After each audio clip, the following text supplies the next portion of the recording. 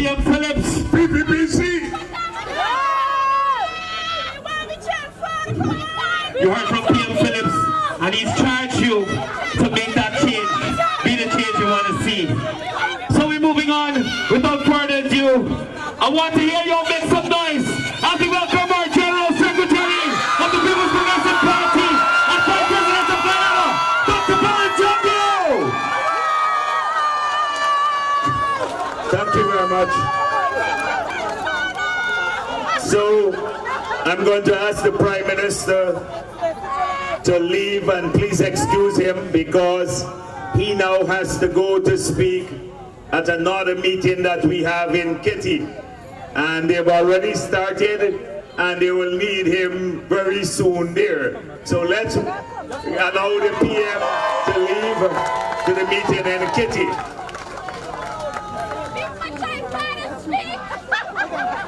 Now, you've heard a lot from the candidates who spoke before I came here.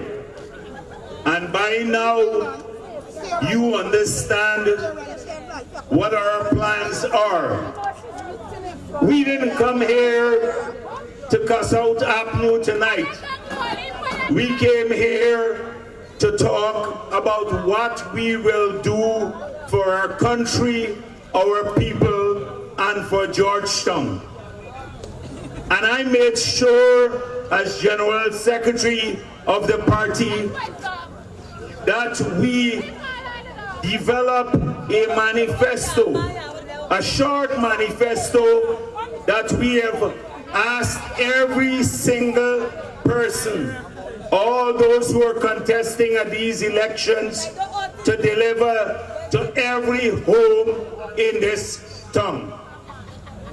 And we wanted the people of Georgetown to see what we're about, because on that sheet of paper you will see what our plans are for the city. APNU, having been in the council and in control of this council for nearly 60 years now, having failed the people of Georgetown, they have nothing to come and talk about to the people. If you listen to their meetings, they're still cussing Jagdeo, they're cussing Irfanali, and they're spreading a series of rumors. They can't come to you and tell you what they're going to do differently, because they can do nothing differently. So the definition of stupidity is going to one person the same time over and over again, and then expect to get a different result every time you go. And that is what they're hoping to fool people. They think that the people of Georgetown are unthinking people, that they can't make choices for themselves, that they will not review your history and your track record and make important decisions. So they believe that the lies that have worked in the past for them, the lies about the PPP being racist, the rumors about PPP and not caring for the city, starving the city of funds, that's what they've been telling people. They now have a new set of lies that will remove the vendors, that will remove the squatters from front row, that we will take over the land in the city and increase taxes here. That's what we want for Georgetown. They believe that people will believe them once again. But it's a different time. It's a different time. And with social media, people are exposed to the truth. So there's one reason I came here tonight, and that is to look every one of you in your faces, every single person here, and say to you, the promises made by our candidates has the full support of the People's Progressive Party. As leader of the PPP, I wanted to do that. You know we take campaigning seriously. You know that when we say something, we mean it. We worked very hard against all odds. Many people wrote us off before 2020. APNU spent $419.5 billion after the no confidence motion. They had control of every media house. They had control of the army and the police and everything else. And we, as a political party, we fought a campaign and we won in 2020. So we're a serious political party. And right now, across this country, we are the only party that has fielded over 2,000 candidates with 26,000 backers.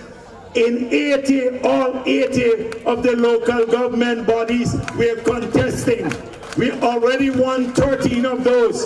We won of the 610 constituencies, we won 291 already, even before the elections on Monday, June 12th. So we are a serious party. And as a serious party, we take our promises seriously too. We don't toy with people. We don't do like what APNU did in 2015. They were the party that would have provided jobs to all our young people. What happened between 2015 and 2020? We lost jobs in every single sector. The miners lost nearly 15,000 jobs because APNU increased 3 taxes on them after promising them before 2015 that they will remove all the taxes. What happened? They promised to take care of our children. They stole their grant, $1.6 billion. They promised to double old age pension in 100 days. Nothing happened. They took away free water from the pensioners. They were going to solve the housing problem. Before the no confidence motion, they didn't develop a single plot of land in this country. But they took land for themselves. In Linden, Lowenfield got 216 acres of land, but no ordinary person could have gotten a single plot of land. Amanza Walton, she, your brother and sister, got 3 plots of land, the current MP, but not a single lot for ordinary person. Figueres, 2 Figueres got land. Where Patterson, the minister, got land. Christopher Jones, right here, got a piece of land twice. They gave him a piece of land on which a polyclinic would have been built. When they discovered it was a polyclinic land, they gave him another piece. They waived the charges. And on that piece of land, you had it for 30 years.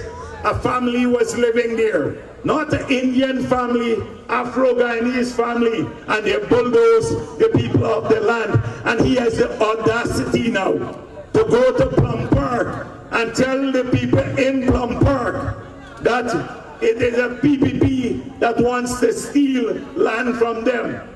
At Wales, when they shut down the sugar factory and sold off the factory of scrap metal, they gave out all the lands there. One company alone got 5,000 acres of land. 5,000 acres of land. On 5,000 acres of land, you can do 25,000 house lots. The people across the river, 14,000 of them are waiting for a plot of land. They can't get it. We're taking back the lands now so that 14,000 families can get a plot of land. The same thing at Ogle. Jordan sold a prime wharf in Kingston worth $30 million for 100,000. We had to charge him. He's before the court now. Right at Ogle, a lot of lands were transferred, hundreds of acres, to their cronies without even money paid on the transport pass. And they used to say the PPP is corrupt. That's what they used to say when you expose. They didn't care about ordinary people, whether you're black, brown, green, whatever color you are. The elite got all the help. Talking about elite help, you recall they used to, before 2015, talk about super salaries for ministers, and then immediately after they got into office, they increased their own salaries by 50 to 100%. And in 2015, health care wasn't good enough for the ministers and their families.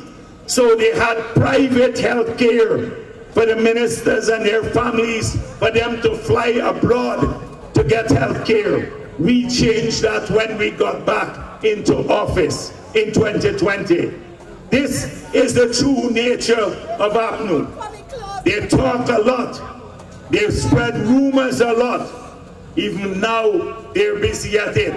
And so, when Christopher Jones spoke about the amnesty that they gave in Georgetown on rates and taxes, first of all, he didn't say that 2018 we campaigned against any increase in rates and taxes. In the same 2018, October 2nd, if you Google it, you will see that Vulcan signed an agreement for $335 million with a Canadian company to increase valuation of properties.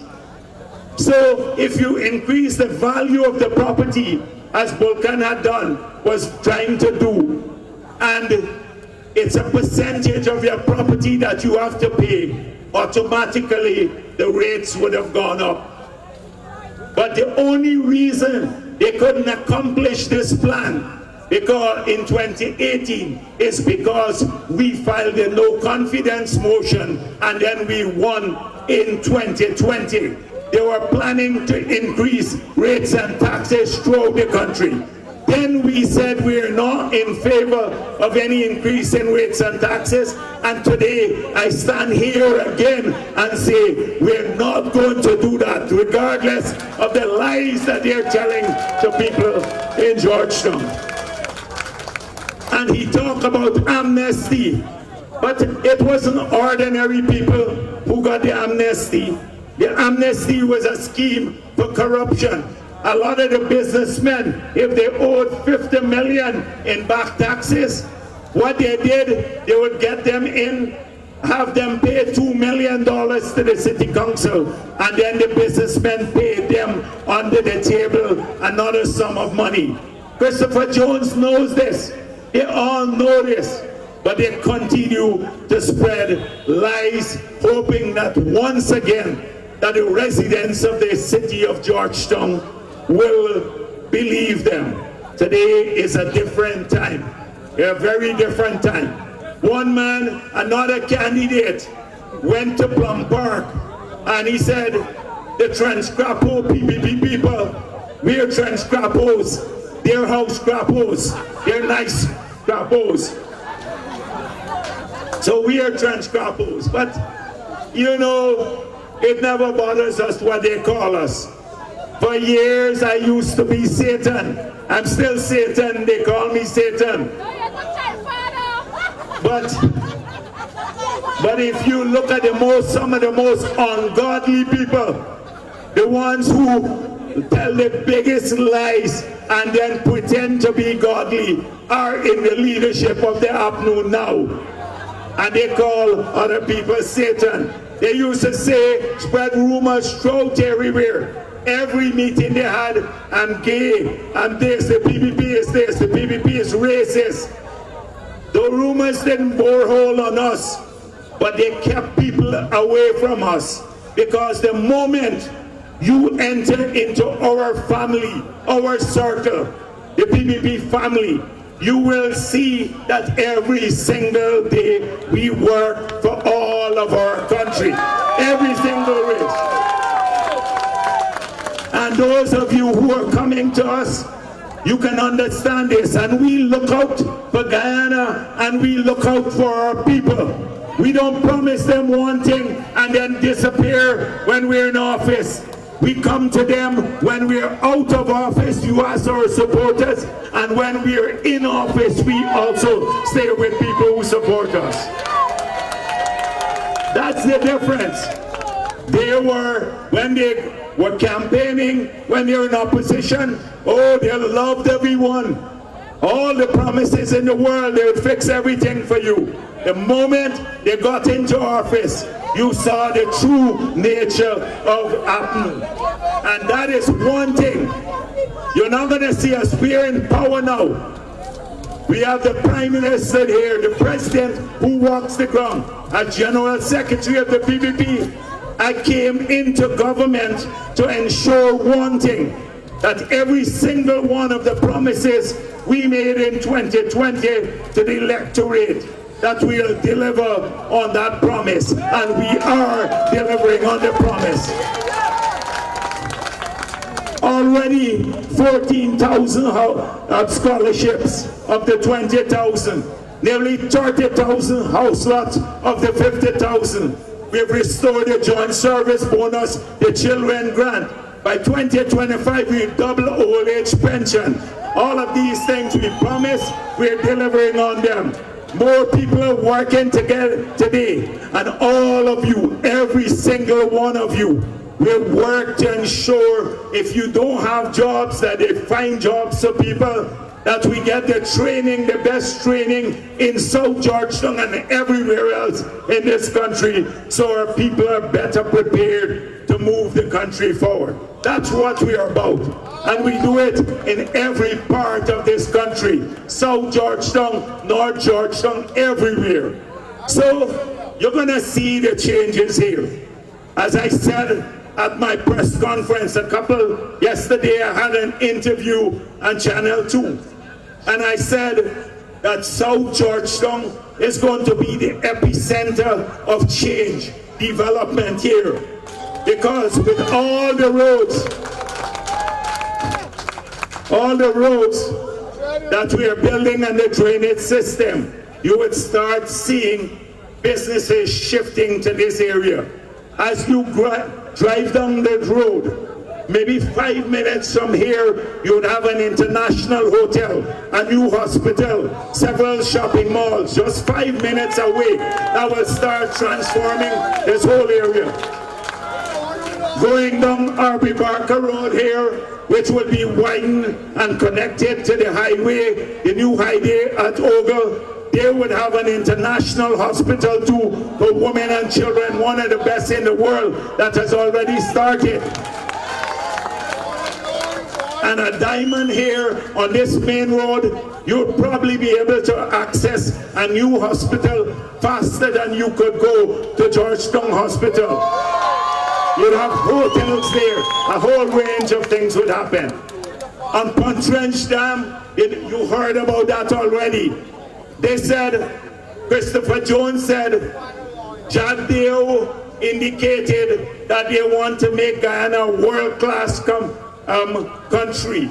So they're looking at getting people out of the ghettos so that they can get their properties.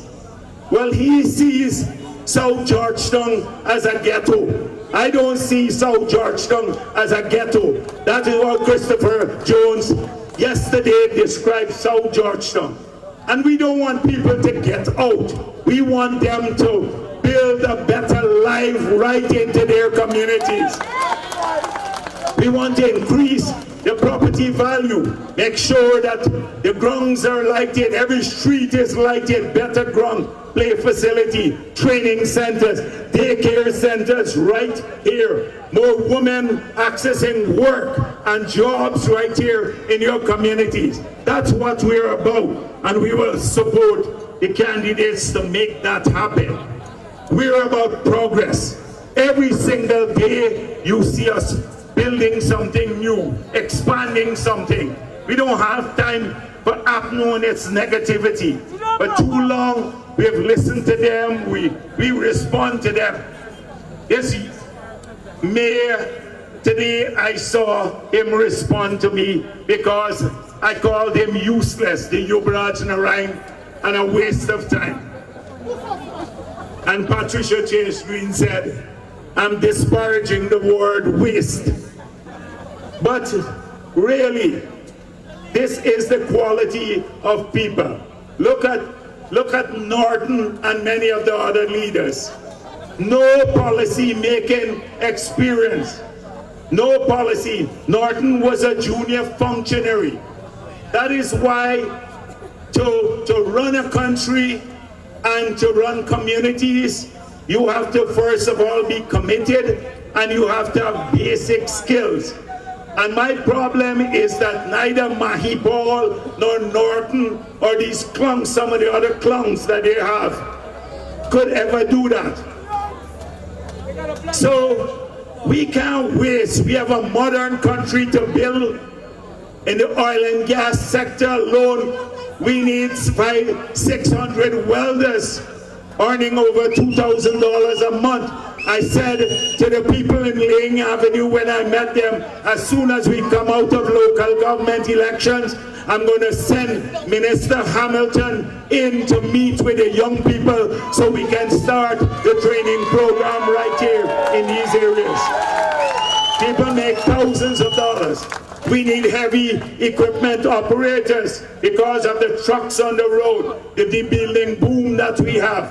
We have to ensure that every single person, including young people, start getting a plot of land, not giving only PPP members of parliament land, but every Guyanese. The same Christopher Jones, he got a $6 million grant from the SLED program to build a barber shop. Nothing ever happened there in the barber shop. Actually, he still got the barber chairs wrapped up somewhere. $6 million in grant he got.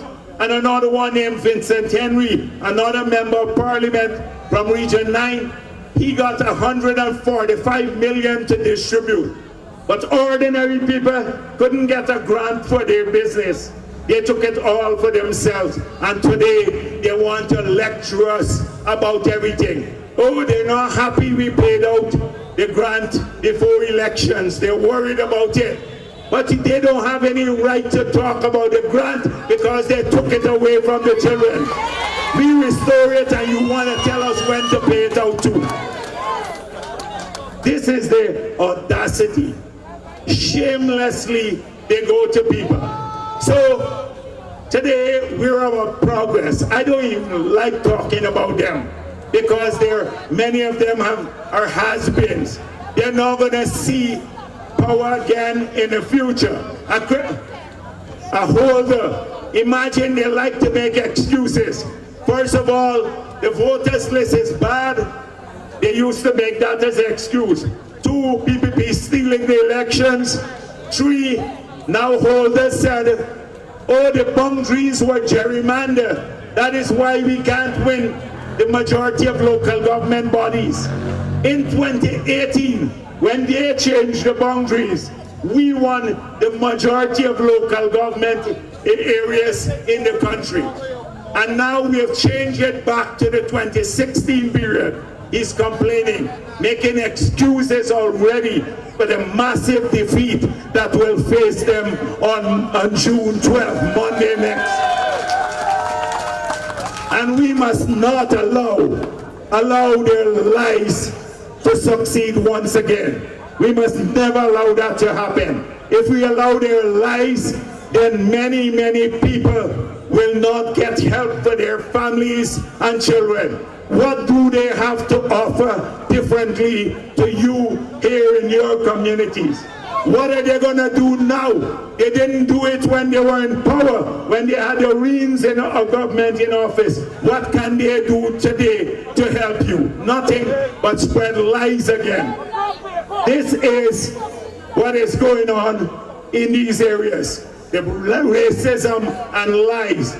Racism, that's all they have. Because they have no track record of achievement to show for people. People gave them a chance in 2015.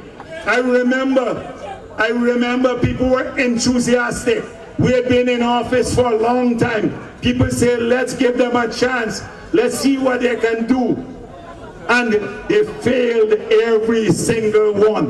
They failed our young people. The same Christopher Jones and the others used to go around town telling young people about the opportunities. In Linden, Sharma Solomon and Vanessa Kisoon misled all the young people, and they're still shamelessly doing that once again. They didn't have a voice. They couldn't say that not a single house lot was done in Linden, a stronghold of APNU. Oh, we lost hundreds of jobs in the area. They closed down the call center that we reopened. Nothing for the people in the area. Now we are trying to do something. They run big talks all the time. They can tell us how to do it now. They had a chance, but now they know suddenly they got all the wisdom in the world. But you can't believe them. You cannot believe them. And they go abroad now. People here in Guyana don't listen to the lies anymore. So they go abroad to try to tell people about racism. Let me tell you something. IPADG was supposed to help people of African descent. There is a UN decade of African descent. They got Vincent Alexander and the others to form an organization. They got nearly $500 million from the government, including from the PPP since we took back office, nearly 200 and something million dollars. And most of the money went to themselves and administrative expense. Not a single person got a grant or any help. And they used that money to campaign for APNU. Now they're spreading lies. We put this year's budget, we have $100 million for Afro-Guyanese communities for organizations. We said we're not giving it to IPADG, we're giving it directly to people and their organizations. So this is the lie. They want to keep people in bondage by misleading all the time. Tonight I'm not going to talk about all the plans because, trust me, you're not going to only see us in the pre-election period. Tonight, many people have fears about politicians. In the period, in the 5 years when we're in opposition, many people came to see me and they said, we're disappointed with APNU. They lied to us. But how can we trust you? How can you trust the PPP? Because we've been told that you too would lie to us, that you don't like Afro-Guyanese. They've come to my office. And I had to sit down and say to them, you will see us now in opposition and after. And you talk to the people who were campaigning with us from Georgetown, the Afro-Guyanese who were there in the pre-20 era. Find out if afterwards, when we got into office, whether we abandoned them or they continue to work with us. And the resounding answer was, we did. We kept our word. You will be trusted. We're not an election-only party like they are. They show up only at election. We're not an election-only party. So you trust us. You're part of this family because we see our family as the members of the party and our supporters. It has nothing to do with race you belong to. It more has to do with our support base. You support us, you look out for our people. You will always have a sympathetic ear. You can meet a minister, you'll meet somebody. In the tough times, even when we can't help, you can have a sympathetic ear from us. No arrogance, no not knowing people. I was giving some of the young people an experience I had. One man from Region 9 and Region 1 said to me, truckmen and others came, they were campaigning. I carried them in the boat, I paid the transportation, I kept them in my home overnight, they slept there in the 2015 period. Soon as they won, I went to have a meeting in Georgetown and they didn't even recognize me. They didn't even recognize me. and the experience of many of their activists is a similar one. If you can't even recognize or assist people who help you, how are you going to help anyone else in the country? They have no loyalty whatsoever. And if you understand one thing about the People's Progressive Party, we're fiercely loyal to this country. We love this country dearly. We love its people. We work for people of every race, every religion. That's what we're about. In spite of what you've heard in the past, wipe that slate clean, because the only way you will find out the true nature of this party is when you start interacting with the People's Progressive Party. That's when you will understand our true nature. And then you will see the difference between us and APNU. You will see why we can keep winning free and fair elections, because we keep faith with people. We keep their faith and we keep our promises. So tonight, I will leave you in the hands of Ejel, the bishop, because I'm sure he has some godly things to say to you. And I will go off now to Kitty, where I have to speak again. So I just wanted to come here in support of these wonderful candidates that we have. If they win and if we win City Council, it's a big task. I know people say when we win, and I would love that. It's a big task, but it's up to you, the city. Let's show, we say give us one chance. You've had 60 years nearly. Give us this chance to show the residents of Georgetown what we're about. Give us one chance. And if that happens, they will have our full support. They will have our full support. So everything depends on you now. So thank you very much. Thank you for being here, and thank you for being so supportive. Thank you.